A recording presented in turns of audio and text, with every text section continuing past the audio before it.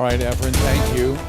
Today, state senators listened to public testimony on the so-called fetal heartbeat bill. The controversial bill would ban abortions in the state after a fetal heartbeat is detected. News 19's Jacob Reynolds tells us more. For hours on Tuesday, a Senate Medical Affairs subcommittee listened to testimony in favor and against the fetal heartbeat bill. The bill would outlaw abortions after a fetal heartbeat is detected, except in special circumstances. OB/GYN Amy Crockett testified the bill would constrain patient-doctor relationships. This bill is improper interference in the doctor-patient relationship by using this legislation to pick and choose which evidence-based essential health care services are available. It sets a dangerous precedent for the practice of medicine and limits patient autonomy.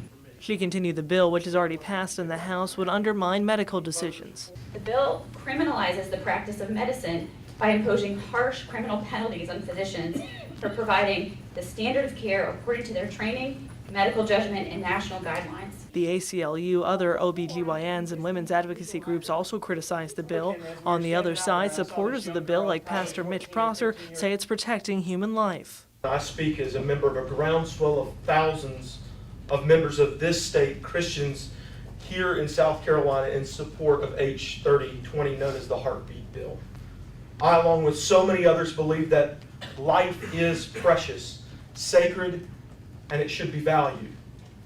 Science and common sense tells us that a heartbeat signifies life. Pastors, church groups, and some pregnancy centers also defended the bill as a protector of unborn human life. Others called for exceptions like rape and incest to be removed, saying in their view the unborn children don't deserve to die. The bill did not receive a vote in the subcommittee. At the State House, Jacob Reynolds, News 19 WLTX. Well, several legal experts believe these abortion laws are meant to lead to a challenge of Roe versus Wade. Let's explain what the ruling established for a moment. At its core, the ruling established that a pregnant woman's right to choose is protected under the 14th Amendment's right to privacy. But it also said that right to privacy is not absolute. It must be balanced between protecting women's health and protecting prenatal life. To define how to balance those two, the Supreme Court broke it down into trimesters of pregnancy. It established that for the first trimester, the government could not prohibit abortions at all. In the second trimester, the government could require reasonable health regulations in order to have one. And in a woman's third trimester, abortions could be prohibited entirely, except in cases necessary to save a woman's life.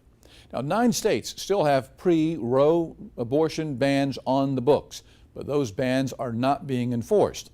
Those states are Alabama, Arizona, Arkansas, Michigan, Mississippi, New Mexico, Oklahoma, Wisconsin, and West Virginia. Meanwhile, a number of states have enacted laws that protect abortion rights if Roe versus Wade is eventually overturned. They are mainly on the West Coast and in the northeastern states.